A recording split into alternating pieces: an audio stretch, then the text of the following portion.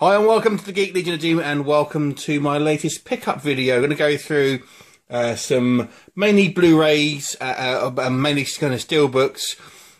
But what I've picked up, this is going to be my non-Marvel stuff. So if you watch my channel, you know I tend to collect more Marvel stuff than anything else. And this is going to be everything else that I collect. So I've got a few imported Blu-rays. Now, I haven't got the kind of the regular, just British ones. I thought I'd show you just the kind of more sort of lesser known stuff that I've managed to pick up that you may not have seen. So the first one I'm going to show you, which I'm holding here, is the Demolitionist. Now this, I've actually done a review of this film on my channel, and I really love this movie. It's kind of a, basically a kind of low budget sort of sci-fi movie in the vein of sort of RoboCop. And I believe it was kind of like a late 90s, can't actually see a date on here, but late 90s, early 2000s, something along the lines of that, probably more or less late 90s, I think, actually. And it basically has this kind of, it's like a female kind of RoboCop. It plays more like a superhero movie, but with a kind of a science fiction setting. I actually quite like the film, although it is kind of cheesy. And, you know, this is, I think, a German Blu-ray with a card slip case. It's a 2014 release, and I was quite pleased to pick this up, you know, because I think it's only available in Germany. And if you like your kind of sci-fi kind of 90s stuff that you used to get all the sort of cyborg whatever in, you know, loads of cyborg cop and all that, it's kind of like that kind of thing. So go check this one out. That's the Demolitionist.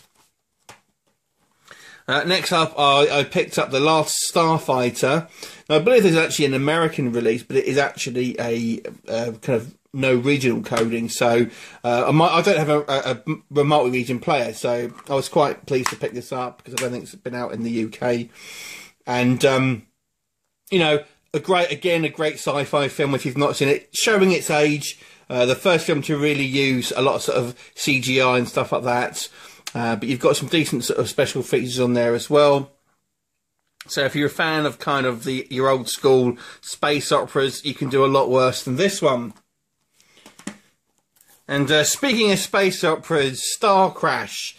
Now this is one of these so bad it's good movies. I actually loved this film when I was younger, and it is a blatant rip-off of Star Wars. And I actually had a special edition of DVD, a French DVD. I've now sold that on because I managed to pick this up on Blu-ray. And stars Caroline Munro, who you may know as a kind of, you know, one of the sort of more popular Bond girls. And I really like this robot here, who's called Elle. And, you know, it's really cheap. It's got David Hasselhoff in it, and basically they actually have lightsabers in this. And there's all sorts of kind of cheesy kind of spaceship battles and kind of stop-motion robots and things like that. It's Italian, basically, but it's, you know, got some American actors and stuff in as well. A lot of fun, really cheap, though. So there you go. That is Star Crash. Not much in the way of special features, however. So that is the kind of the import Blu-rays I got.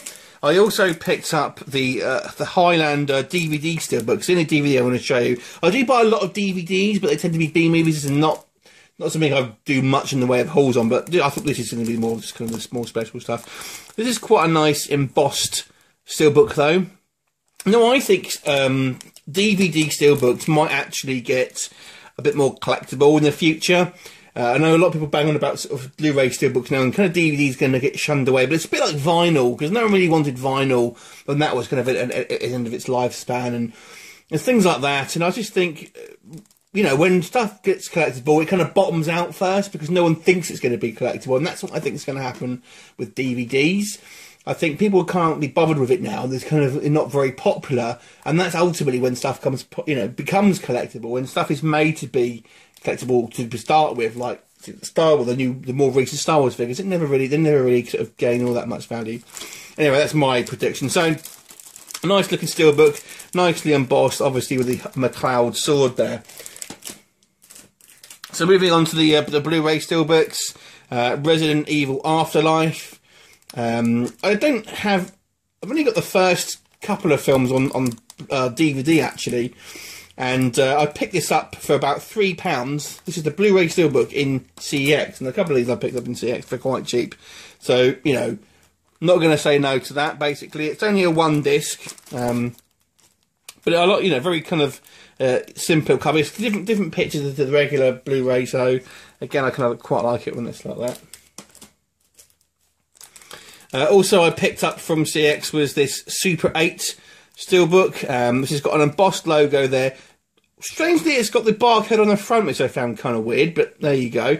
I believe this was an HMV exclusive originally, and I again picked this up in CX for about, I think, £2.50 this one. So it's an okay film, to be honest. It's probably not something I'd watch loads of, but I thought for the price, you know, what could you do? Now, it looks like it's got, I have to say, it looks like it's got dents here, but it actually doesn't. It's kind of part of the design. So there you go.